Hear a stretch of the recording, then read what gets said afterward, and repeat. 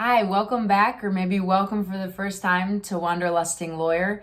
This is such an exciting time. The government of Spain just announced that on June 7th, it'll be reopening to vaccinated travelers. I'm fully vaccinated, so that got me thinking. Really, I hadn't been thinking about Caminos at all, and I have the exciting opportunity to potentially spend between 7 and 9 or maybe maximum 10 days on a Camino this July, in early July. And I know a lot of other people, with this news and the how things are changing out there, are trying to start planning their own Caminos. So was hoping to get y'all's feedback on what you think. Because I have a shorter amount of time, the routes that I'm looking at in general are lesser well-known routes. I'm not looking to repeat a section of the Francés that I did before and just only, spend 7 to 9 days on it. I'm looking to do really like a full shorter Camino, but I don't know as much about the other routes, and I've been doing some research and gathering as much information as I can, but I figured I'd open up the discussion here and see if you guys have experience with some of these routes, or if any of them are of particular interest that you say, I'd love to see videos about that, because that's a route that I really want to do later on. By the way, do you guys say route or route? I feel like I mix it up, so I probably will in this video. But I also understand that going international travel is still something that people have very different feelings on. I wouldn't even be considering it if I weren't vaccinated, and consider my, not immunocompromised and take care of my health and everything. So, but I do understand that people have different feelings, and I just ask, if you don't agree with, people traveling abroad this summer, that you just be respectful. You feel free to leave a comment, but just be respectful about it. But yeah, so I have a couple, I guess the thing that makes this easier is that I have kind of some, I have my wish or want or need list that maybe will help me narrow it down. So as I mentioned before, I'm looking to spend about 7 to 9 days walking. I'll be flying from the US, probably into Barcelona. And what's nice about flying in and out of Barcelona as opposed to maybe Madrid or Paris is that Barcelona connects with a lot of the smaller airports, especially in Spain. And I also read that they have luggage storage at the airport. So my thought is, because I'll be going with a suitcase as well, because then I'm going on to France. After that, I'm going to be spending a few weeks with my wife's family, so in the south of France. So I will hopefully then just, wherever I finish, be able to fly back to Barcelona, pick up my suitcase, and then grab a train up to south of France. So, I am looking to get into Barcelona, fly directly to where I'm going to be starting, and then give myself a full rest day following to explore wherever I start, and then get walking. And then I have up to 8, maybe 9 days if I'm pushing it walking. I am not looking to do at this time a super isolated Camino. I want to see some other pilgrims. I want to, exchange ideas and meet them and learn about their cultures and where they're at in life at the albergues. I want that, camaraderie that is so special about the Camino Francés, which, if you haven't seen my videos before, I did the full Camino Francés from Saint-Jean-Pied-de-Port on to Santiago in the summer of 2018. I did not continue on to Finisterre or Muxia, but that is definitely on my list for the future. But yeah, the people that you meet are, in my opinion, were what really made the Camino so special. So, I don't think any route is as busy as the Francés, so that shouldn't be too problematic. But, I want to meet some other people, so not super isolated. I want to see beautiful scenery. And I would like to have nice weather, but avoid really, really intense heat. So that's why I'm not really mentioning any of the Caminos that are in Andalusia or Extremadura, some of the regions that in the summer can be well into the 100-degree Fahrenheit or 40-degree Celsius. And then, I would like to get easy transport back to Barcelona. So being close to a city like Santiago or some of the other ones that you can fly back to Barcelona is important. And then I don't need to finish in Santiago, and frankly, I'm not even sure if I really want to this time, but I want to feel like I completed something. So even if it's not the full route, I want to feel like I'm stopping in a place that feels very appropriate. Like maybe the next stage, it would connect with either the Francés, which I've already done, or another route that one day, I'll hopefully do. So it's really on my list of guiding principles. And I'd say, with all those in mind, I really have 2 front runners for Caminos, and then one strong third, and then a couple other I'm still trying to learn about. And, I would love feedback from you guys.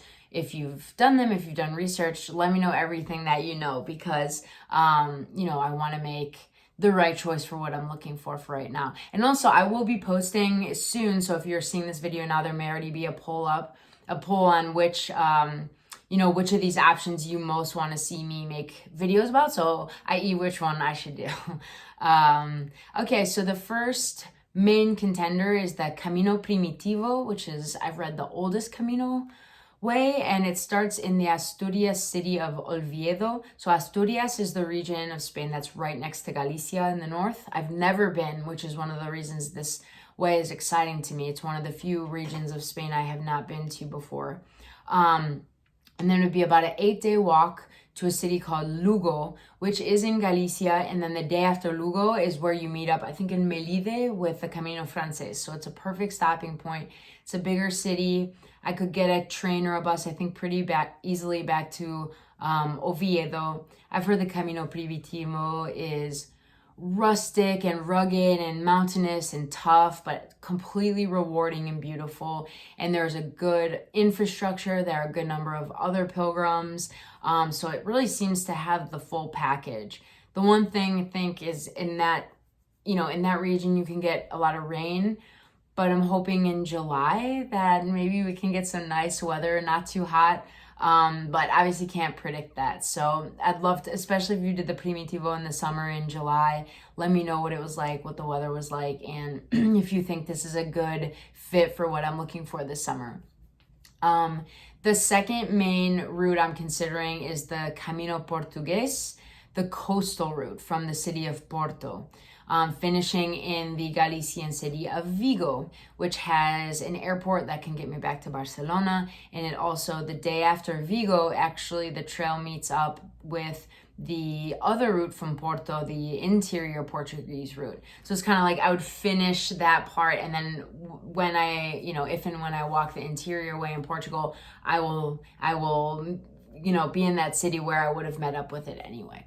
And I think that one would be a day shorter than the Primitivo, so I could either get to France a little bit earlier, or I could take a rest day, or just do a little extra exploring, or just take longer, take shorter stages, which, walking along the coastal way makes me think there's probably a lot of fun beaching to do, so that's something I like as well. I'm hoping that the weather that time of year is warm and sunny, but that there's a nice ocean breeze. I do speak Spanish fluently. I lived in Spain for a while. I speak only very basic Portuguese. I've been learning. I think I could do some good cram learning before I go to certainly be able to communicate about basic things. Even if it's not necessary, I always, find it rewarding to speak to people in their language when I can. So from a language standpoint, I'd be more comfortable in the Primitivo, but the Portuguese presents like a language learning challenge that I'm interested in. But language is not an issue in that sense, unless, I can't find anyone who speaks English in Portugal. That may be a little bit challenging, but that hasn't been the case that I've experienced the couple times I've been to Portugal. So then the third route I'm considering is the Camino Inglés, starting in the Galician city in the north called Ferrol, and then walking 4 or 5 days to Santiago, maybe walking even through Santiago and not staying the night there, and then continuing on to Finisterre and Muxia, and then taking a bus back to Santiago and flying back to Barcelona. I've heard mixed things about this one. I think, I would love to hear from somebody who's walked it before. Is it mostly British walkers? Is it mostly older walkers, younger walkers? Is there a good mix of people? Are there Spaniards on the walk? What was the scenery like? Because I had asked the question in a Facebook group that I'm in, and I didn't really get any takers for that Camino. Everyone was saying the Portuguese and the Primitivo were amazing, and I didn't hear a lot of like amazing stuff about the Inglés, but there's a lot about it that kind of fits what I'm looking for the summer. So please let me know what you think about that one. And then, the other ones that I'm considering are much lesser traveled, not as well known. Some of them have been, I think, more created in recent years by different pilgrim groups to, broaden the network that can get you to Santiago no matter where you're starting. So one of them is called the Camino Salvador. This is an ancient route. It starts in León on the Camino Francés and actually goes up to Oviedo. So you could feasibly do that and then continue on the Camino Primitivo. I won't have time to do that, but I think that would be a really interesting walk. It's a little bit shorter of a walk, but I understand that the stages aren't like ideally spaced, so you might have to walk 40 kilometers one day, which is, I never walked that long on the Camino Francés. I came close, but not quite that far, and then maybe 18 the next day. So, and I've heard there aren't too many pilgrims, just a handful, but that the infrastructure is pretty decent. Another one I'm considering is the Camino Aragonés through the Spanish region of Aragon, which is more toward Catalonia and the Barcelona region. From starting in maybe the French city of Oloron and then continuing on to Puente la Reina, which is on the Camino Francés, or maybe if I'm a little bit pushed for time, just finishing the day before, since I know Puente la Reina. There's a blogger called Nadine Walks that I just discovered. She did this Camino, and she called it, I think, like maybe the best Camino out there. So I'm really interested in it. It sounds beautiful. I like the thought of having a few days walking in France and then crossing into a region in Spain I don't know very well. So this one is fairly high on my list. I just think transportation is a little bit trickier, both to the starting point and from the end point to where I need to go in France. So that's why this one is maybe a little bit lower than it otherwise would be on my list. There's another Camino called the Tunnel Camino, or the Camino Vasco, through the interior of País Vasco. It starts in a city called Irún, and you can finish in Burgos or Santo Domingo de la Calzada, both of which are on the Camino Francés. I would probably do the Santo Domingo de la Calzada.